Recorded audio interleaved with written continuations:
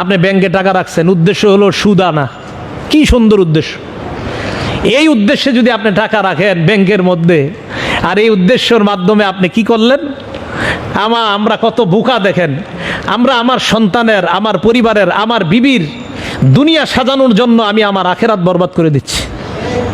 আমার বিবির দুনিয়া সাজানোর জন্য আমার আখেরাত নষ্ট, আমার সন্তানের দুনিয়া সাজানোর জন্য আমার আখেরাত নষ্ট। কথাটা ভাববেন, আজকে সারাদিন ভাববেন এই কথা যে কি করতেছি আমরা।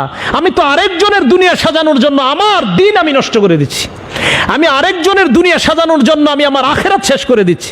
আমার সন্তানের দুনিয়া সুন্দর হবে, আমার সন্তানের ব্যাংক ব্যালেন্স হবে, তাই সুদি টাকা তার নামে আমি এক ব্যাংকে রাখলাম। তা আপনার সন্তানের সুন্দর দুনিয়ার জন্য আপনি আপনার আখেরাত বরবাদ করে দিচ্ছেন।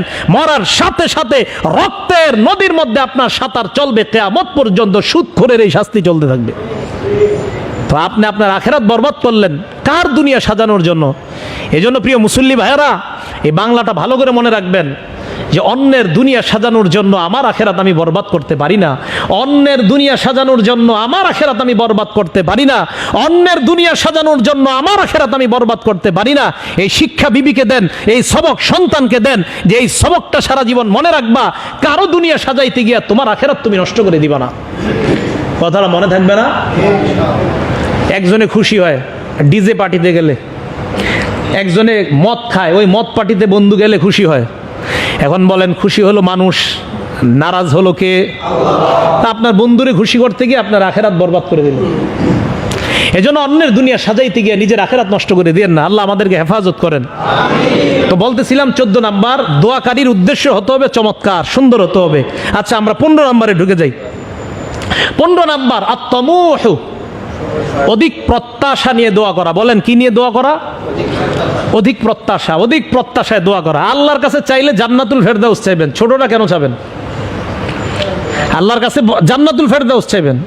নবীজি বলছে, আল্লাহর কাছে যখন চাইবাই তো আল্লাহ কত মহান, ওই মহানের কাছে মহান জিনিস চাইবা।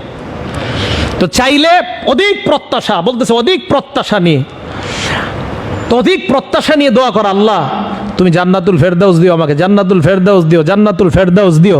তো এই মুহাদ্দিসিনে কেরাম বলেন, আল্লাহর কাছে বড়টা চাইলে আল্লাহ যদি একবার আপনার চাওয়া কবুল করে নেয়, অন্তত খুশি হইয়া ছোটটা তো দিয়ে দিবে।